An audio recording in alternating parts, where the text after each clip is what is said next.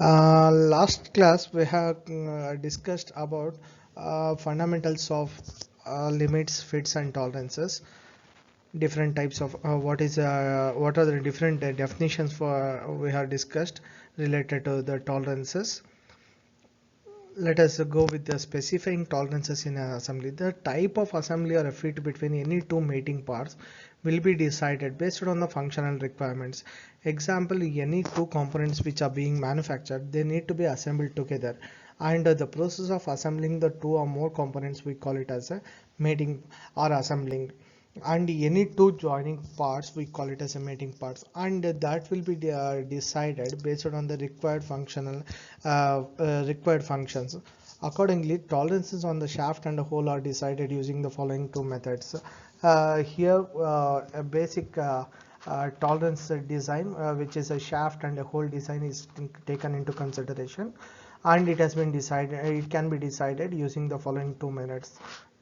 One is complete interchangeability and the second one is statistical approach. Complete interchangeability mean to say any one component, if it is being under repair, or it has got repaired, or it has got it is malfunctioning, then it has to be replaced by a new component which functions similar to that. Okay, and at the same time it need even when it is being assembled together with the other components, they need to function in all the manners with respect to the design also. That is why in that case the component can be replaced. Such a possibility of interchanging the components or replacing the components is called interchangeability, and it is need to be universal, it accepted. So tolerance accumulation or tolerance buildup is another such important concept required for this. So first let us define the tolerance. Let us understand what is tolerance accumulation or tolerance buildup. If a part comprises of several steps, or let us say many a times we come across with the components with multiple dimensions or multiple dimensional values in each component, or each component is possessing a different shape and size. So each step having some tolerance over its length. Then overall tolerance on a complete length will be the sum of the tolerance as shown in this figure on individual lengths. Like example, here the three different lengths with the different diameters. So it means to say the three steps are there on a single component, which each length is having L1, L2 and L3. If I go on defining the tolerance for each length, let me say for the L1 I am defining the tolerance as plus A and minus B, for the L2 as plus C and minus D, similarly for the L3 as plus E and minus F. When I go for the overall tolerance value for the whole length of the component, then L is if I let me assume the whole length as L. In that case, the plus A plus C plus CE is the upper limit, or the summation of all the tolerances in the upper limit, whereas the minus B, minus D and minus F are the summation of all lower limit or the lower deviation of or the tolerance values. Then the total summation will be very high or larger. So in that case, let us we can go with the tolerance accumulation or buildup of tolerance.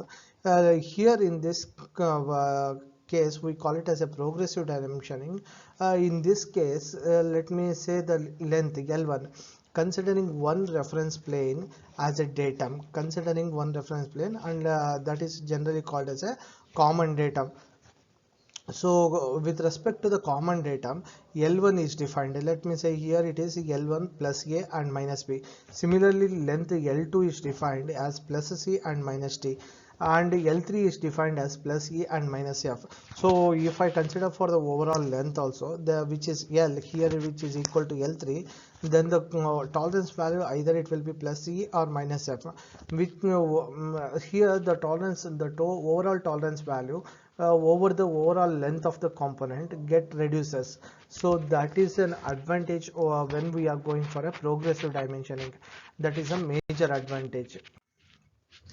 Coming to the interchangeability, which was discussed in the last slide, when components are mass produced, the major aim or the objective of the mass production is about interchangeability. When components are mass produced, unless they are interchangeable, the purpose of mass production is not satisfied or fulfilled. So by interchangeability, we mean identical components manufactured by different person under different environments can be assembled and replaced without any further rectification during assembly stage, without affecting the functioning of the components when assembled. In other words, like let us assume that a component is being manufactured under a different shop floor. Let us take an example of a nut and bolt system. A nut is manufactured under a different environment, under a different shop floor region, and bolts, let us assume that it was manufactured under a different shop floor or under a different environments.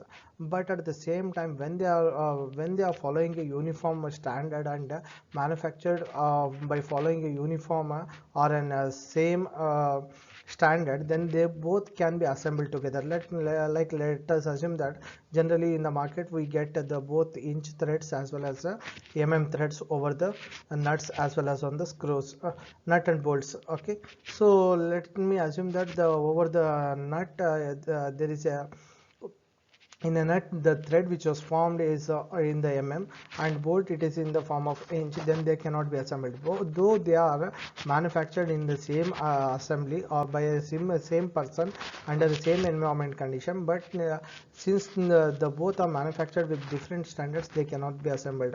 But at the same time, even if the person who is manufacturing the nut and bolt, both are manufactured under different environments, but they are following the same standard. Let me say both are manufactured with the and they are followed with the same tolerance value which is specified by the some standard which is uniform for both the manufacturers. Then they can be assembled together and they fit perfectly as desired. At the same time, when I am saying that both are need to be assembled together, I am not suggesting here any further rectification. Mean to say, like no further final finishing operations are done during the assembly stage. Generally, during the assembly stage, no further rectifications or further finishing operations are done. During the assembly stage, that is what expected also, without affecting the function. And when they are assembled together, the functioning of the component need to be similar, or it should work as usual like when it was earlier itself. So that is what it is expected. Interchangeability occurs when one part in an assembly can be substituted for a similar part which has been made to a same drawing. Example, on a lathe, we are working on a, let us assume with the function of a lathe. Let us assume that with a check, and the check number of checks are available in the market, either a 4-jar check or a 3-jar check. Let us go with a 3-jar check. So if I want to change the 3-jar check, because one 3-jar check which I was earlier working with has been malfunctioning because of one or the other reason, then I am supposed to replace it. So in that case, it can be replaced with a similar 3-jar check with same dimensions. Okay, then obviously I can change the component if it is having the same dimensions and they can function in the similar way. If it is not functioning in the similar way, obviously I cannot change the 3-jar check with the new one. And it has been made similar to the similar dimensions because the same engineering drawing or similar engineering drawing is followed by the other manufacturer who is manufacturing the 3-jar check. For example, there are 100 parts, each with a hole of 100 shafts, which has to fit into any of the holes.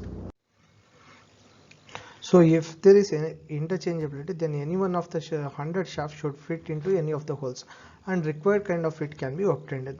This is only possible when the interchangeability concept exists. Hence, for the interchangeability of holes and shaft, we need a system of limits and fits, which gives standards value for the limits on the hole as well as on the shaft.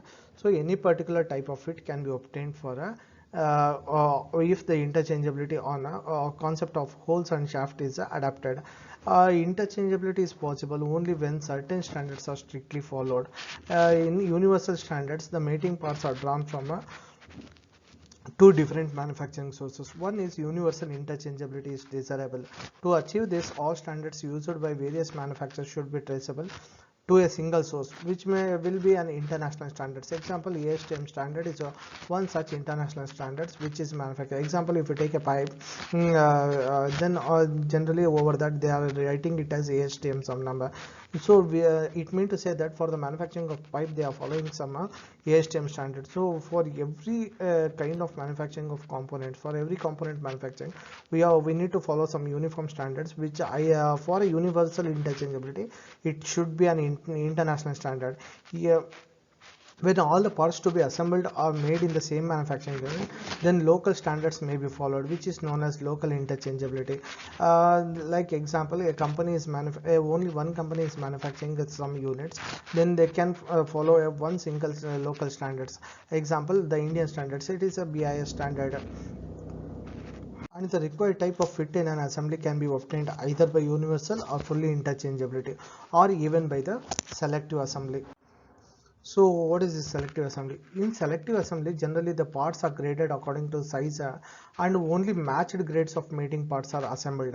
This is specially followed when, in case of like aircrafts and automobile industries. This technique is most suitable where close fit of two components assemblies are required. Selective assembly is often followed in aircraft, automobile and other industries with close tolerances where the tolerances which are defined are very narrow and are not possible by any sophisticated machines at a reasonable cost. In that case only then we are going for selective assembly. Coming to the limits of size. In deciding the limits for a particular dimension, it is necessary to consider some of the following requirements. One is functional requirements. The function for which the component is intended to be used or the component is expected to perform. Second one is about interchangeability. Replacement of the component in case of failure without any difficulty.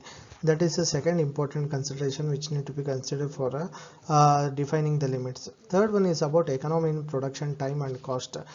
Because when we go for a narrow limits or nothing but a narrow tolerance value, then that cost and cost will be very higher, even the production time will be more. So for that reason, and the economy which is involved in the production time and cost will go high.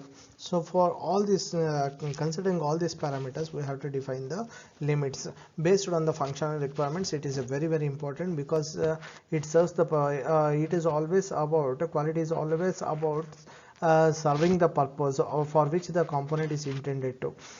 Based on that, the interchangeability and economy, all these are dependent. Thus, the degree of tolerance provided on mating components calls for a compromise. Number of standards on limits fit systems have been published to help the designer in selecting the uniform limits and fits. Number of standards on limits and fit system have been published to help designer in selecting the uniform limits and fits. A limit system consists of a series of tolerances arranged to suit a specific range of size and functions. And these two things are very important because like it is already being published and it is uniformly followed. When we are defining the limits, we need to follow the same system, saying that giving the particular tolerance over a defined size of a hole. Let me say with an example of a hole. For a defined size of a hole, only according to this standard we have to define the what is its tolerance value or the upper limit as well as on the lower limit. Further, any such limits of size may be either selected given to assembling components to ensure specific classes of fits. So let me go with different further deviations of fundamental deviation, which we call. There are 25 fundamental deviations in the BAS system, which is represented by letters or symbols. Symbols, each capital letter for the holes and small letter for the shaft. that is for holes. We are defining, or it is denoted as A to Z in the capital letters, excluding I, L, O, Q and W. Along with these alphabets, in four sets of letters, JS, ZA, ZB and ZC are included. Whereas for the shaft system, the same for shaft, for defining the shaft dimensions, the same 25 letters along with the symbols they are used, but they are in small letters. So fundamental tolerance. Fundamental tolerances are defined as are also called as a grades of tolerance. In Indian standard system, there are 18 grades represented by a number symbols both for hole and the shaft. Example like IT0, IT012, IT01, IT0, IT1, 2 till IT16, a high number. IT16 is for a high number. So this is the schematic representation of the placement of tolerance interval. Here we can see like A is a very larger deviation. When it is coming till H, the deviation for the lower limit of the hole is going to be 0. So H, we can understand that it is a hole basis system, or nothing but the lower limit of the hole is equal to 0 and upper limit of the hole is somewhere here which is defined. Whereas the A is a hole with larger deviation with respect to its basic size or a fundamental size. Similarly, when it goes to the till here H, or even including the H, everything it is a unilateral dimensioning or unilateral tolerance. Whereas the JS is a bilateral tolerance. Again, when I go with the J, K, M, N, P, R, S, T, U, V, X, Y, Z, Z, A, Z, B, Z, C. So these are all again a unilateral tolerance, but on the negative side of the basic dimension for a whole. Again, similarly for the shaft, whereas till A to H it was on the positive side of the basic dimension, whereas when I go with the shaft A to H, it is on the negative side of the basic dimension. Again, these are all like unilateral dimension or unilateral tolerance.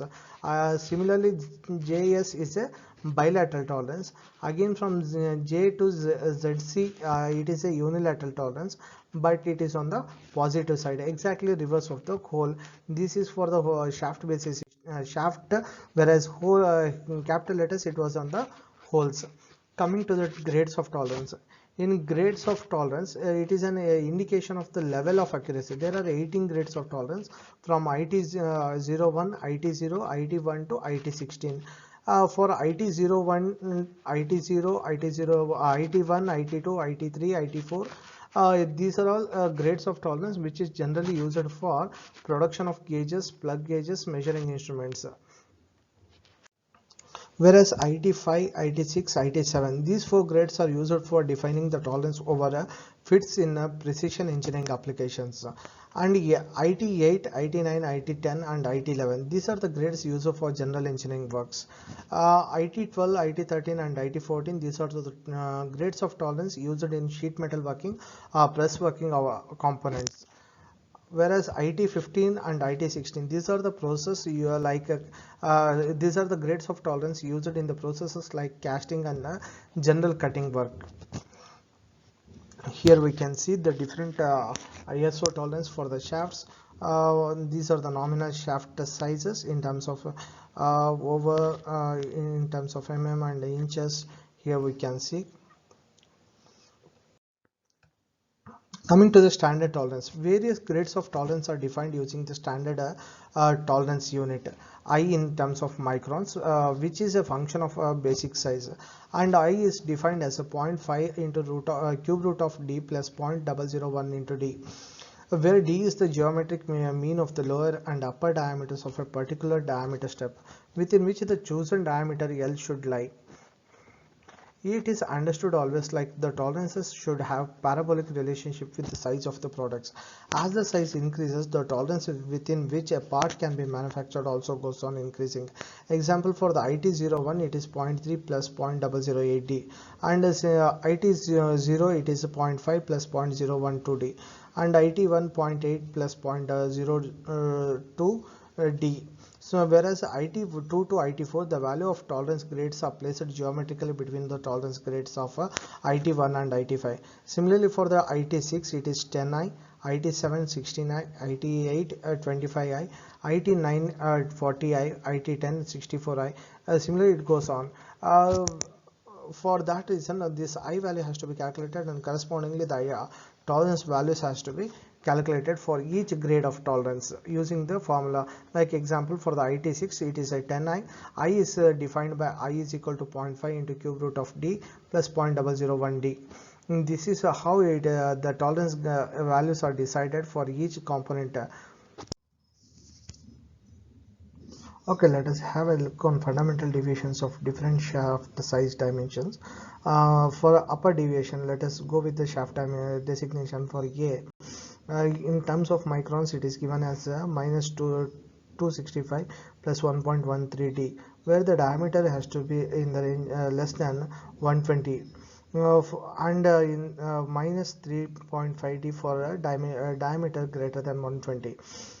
Similarly, for different shaft designations, we are different upper deviation values can be calculated using the respective formula.